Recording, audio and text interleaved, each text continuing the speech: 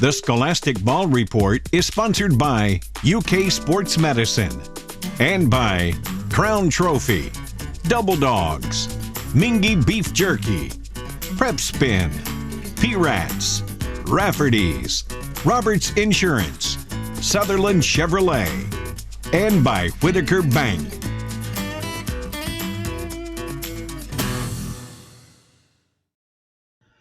Hello, I'm Gary Ball. Welcome into the Scholastic Ball Report. We've got a great show for you this week, including a feature from WKYT from an athlete around the state. William Warfield, the King of Stream, has her Crown Trophy Scholar Athlete of the Week. She's Addison Moore, straight A student from Woodford County High School, and a cross-country runner.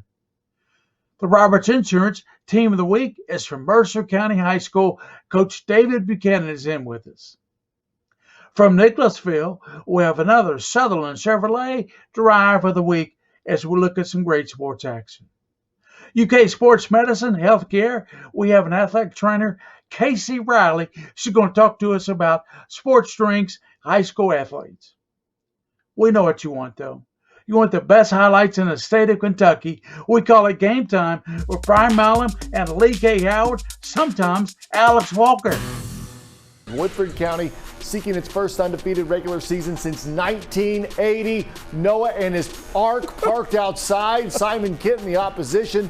Third quarter, Kenton, that's Chase Crone on the keeper, gets in for the touchdown, but Woodford County was already up 31-13, and we got a motorboat right here. Yellow Jackets still a threat when wet, especially that one. That's Jacob Jackson, the touchdown, and Woodford County completes the undefeated regular season 50-13.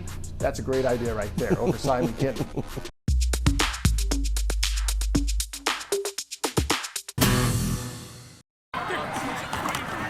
It feels great. I mean, we've just kind of put all the work in on the off season, and it's really showing. And we've been through all the heartbreak and loss, and now it's just our time. That's how Woodford County broke its huddle Tuesday night. 1-2-3 state champs. The Yellow Jackets with a clear vision as they navigate their 9-0 start. Well, that's something we talk about weekly. You know, we kind of start our Monday team meetings off. We're just talking about how do you handle it. We talk about consistency a lot, winning traits. Most of them have never been in this position, you know, so they don't know how to feel. So we're trying to coach them through it. And up to this point, the kids are responding pretty well. The undefeated start has Versailles buzzing. The Stingers 9-0 for the first time since 1988. My dad, he played here, I think in '90, and so he was on that really good team. And it's so awesome to kind of know what he went through. This Woodford County offense, one of the most dominant units in the state. 51 points per game, and they've won by an average of 37 points. 2-9 as a freshman, you know, most of our freshman class actually played during that time, and it was not fun getting beat up on every game, but now being the people who are beating up on everybody else and actually winning, it's great.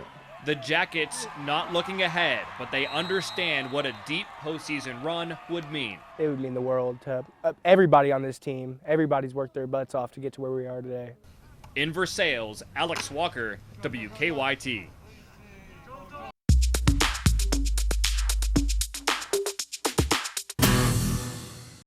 Welcome back to the Scholastic Ball Report. William Warfield here with you as we introduce you to our Crown Trophy Scholar Athlete of the Week, and look no further than cross country. You know, a lot of times we talk about, you know, the past and we talk about the present, but the future is on the show here tonight. And I tell you what, she is an 8th grader doing outstanding things over there at Woodford County. Coach, I know you have a great athlete over here in Addison. Introduce us to Addison and tell us all about her. All right, well, Addie's been running for many years. I think I just dug a picture out of her from 2016. She was a teeny tiny little thing sitting on her team picture. But she absolutely loves it, absolutely loves the sport, works so hard every single day. And she was the last one to leave practice today because she was doing her sit-ups and her squats and her push-ups and everything, making sure she got all of it in. That's awesome. Addison, you know, you finished 3rd last year at state. And, you know, when we talk about the future of cross country, everybody's kind of got their arrows pointed at you. You know, you're kind of the big deal when you talk about the future of the sport. Talk to us about how the season's going for you this year, and I mean, doing an outstanding job in the classroom as well. You can talk to us about that. Well, I've just been working really hard this season, and I'm really looking forward to state because I've had such amazing coaches and amazing teammates that have just helped me progress. And then I also try and balance running and school at the same time so I don't get behind on one or the other to make sure that everything stays stable and complete. So, being an eighth grader, you know, how does one get interested in cross country? Is it something that you've done pretty much all your life? Just decided to get out there and run, or talk to us about how you got involved with the sport. Well, I started a little mile run when I was little, and I was like, I don't know, I was super young. I was under 10, and I was running against a 13-year-old boy, and I actually got second to him in a race.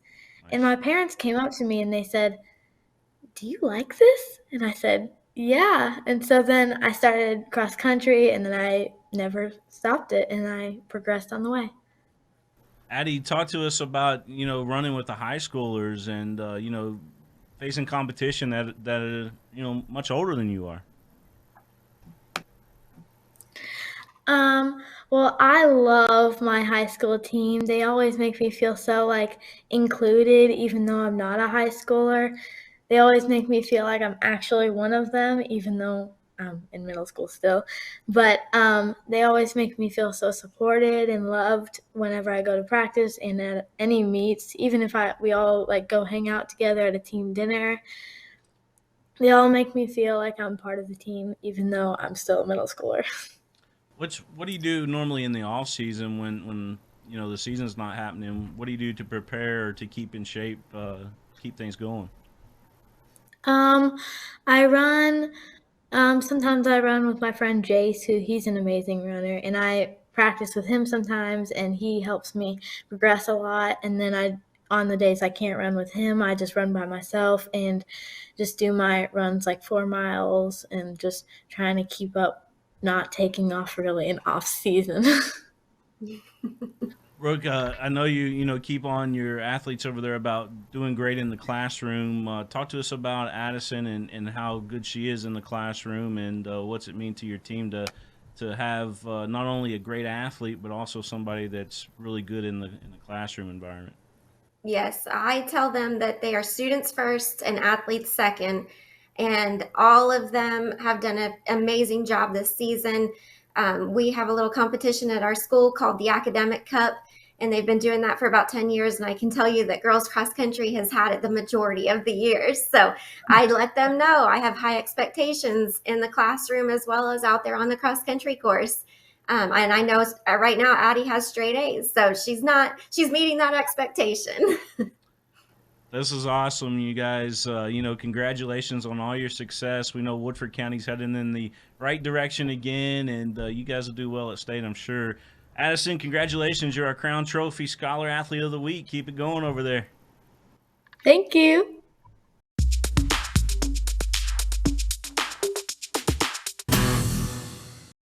Hello, welcome back to the Scholastic Ball Report. It's a Roberts Insurance Team of the Week.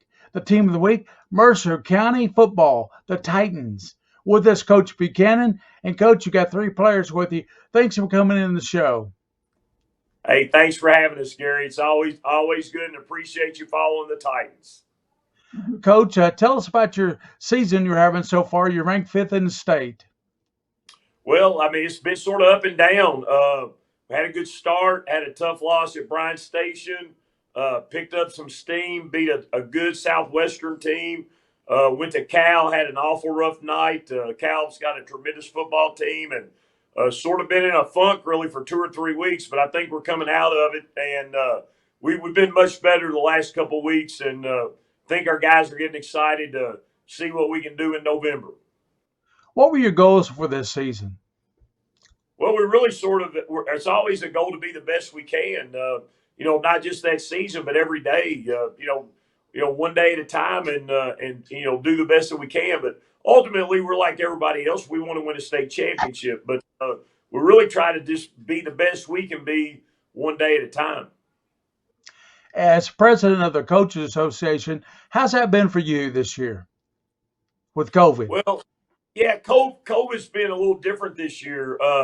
Last year we sort of knew it was coming, but it really didn't affect us too much. This year, we had to shut down for over a week before our first game, and we only had 3 days of practice, and it's been a pretty stressful year. But sitting here now, we've played 9 games this year. We played 9 last year.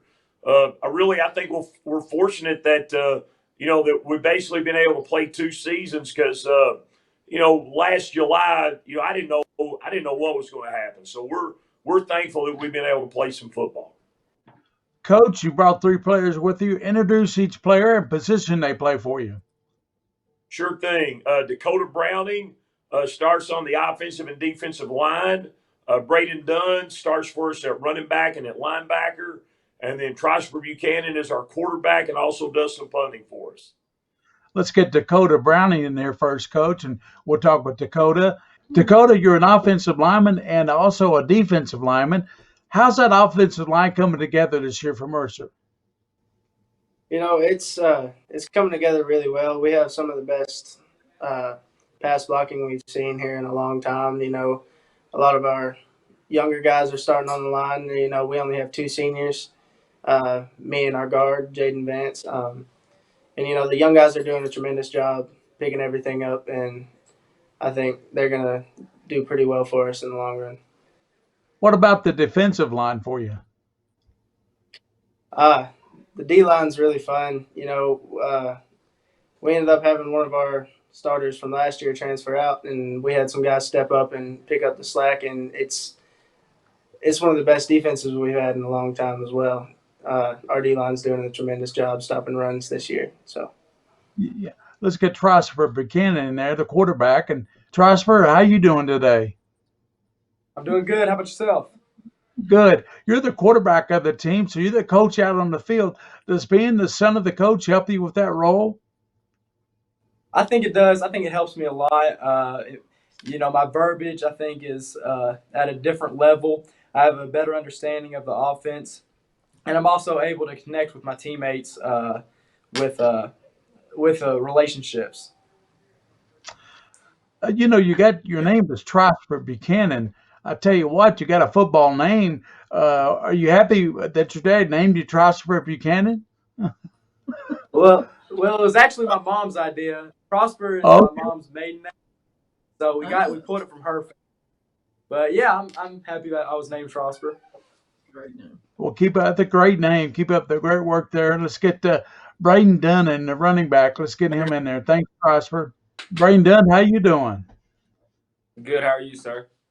Good. I've been following you for a number of years because you're like a highlight reel for Mercer County. You're always on the highlights on KYT.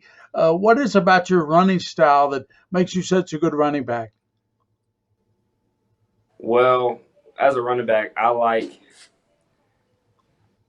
got to give all the credit to my line. Most of the time, without them, I couldn't do what I could do.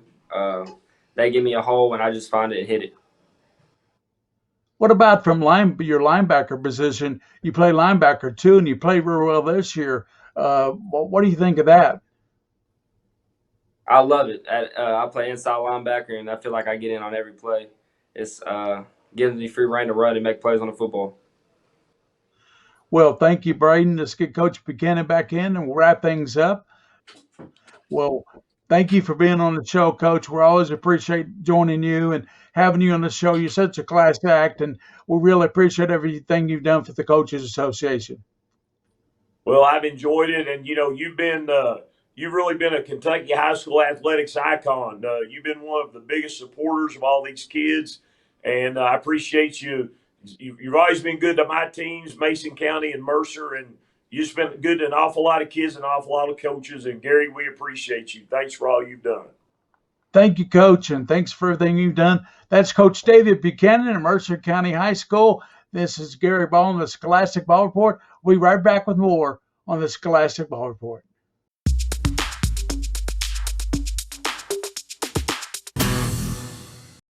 It's time for the Sutherland Chevrolet Drive of the Week. Tate's Creek hosting Boone County, and that's Laquan Newby of the Commodores with the block punt, the scoop, and the score. How about the trifecta for Laquan Newby? But Boone County would storm back to defeat Tate's Creek 23-21. Still, a great defensive play followed by a touchdown. That is your Sutherland Chevrolet Drive of the Week.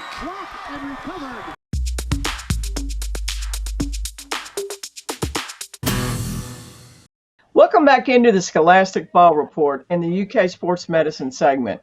Today we have Casey Riley, UK Sports Medicine Athletic Trainer at Owen County. Welcome into the Scholastic Ball Report, Casey. Thank you. Very happy to be here.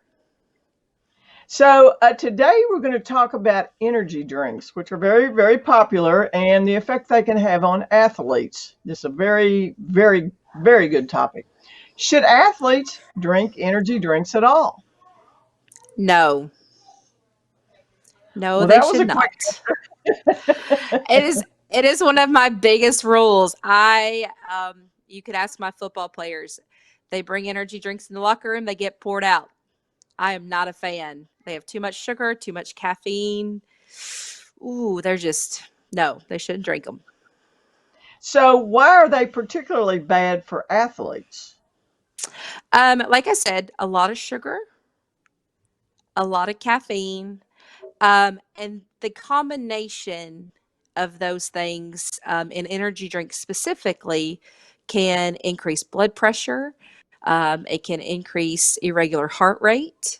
It can obviously impact sleep. And it can just have bad effect on performance, which we don't want in athletics. You know, we want them to be at prime level, and energy drinks won't allow that. Well, that is great information. So, I mean, you know, a lot of young people, a lot of people, period, love soft drinks. So are all caffeinated drinks bad for athletes? Not necessarily, like everything else, in moderation. There is actually some studies that show that caffeine, a little bit of caffeine, is actually good for athletic performance. But it's a little bit, not the 80 milligrams of caffeine or sugar that's in an energy drink. So not all caffeinated drinks are bad. It's just in moderation. One every now and then, no big deal. So, you know, athletes that like their energy drinks, should they, you know, on your advice, stop drinking them cold turkey? No.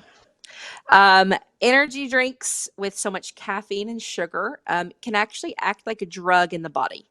So if they all of a sudden just stop, they're going to start having withdrawal symptoms. They might get headaches. They might have cold sweats. You know, as crazy as it sounds, caffeine actually is a drug. So slowly decrease their amount, increase the amount of water you drink, make sure you're getting good sleep, and then slowly start to change out your energy drinks with something a little better, like some water or a Gatorade. Gotcha. Well, thank you, Casey, for that important information on energy drinks and how it affects high school athletes. And thank you for being on the Scholastic Ball Report. Well, thank you for having me. It was great. Well, people like Casey just illustrate the value of having an athletic trainer on site at a high school, giving advice on sports drinks and every other nutrition thing in general for optimal performance of our high school athletes. That's Casey Riley from UK Sports Medicine and Healthcare, keeping us healthy and safe for all high school sports activities.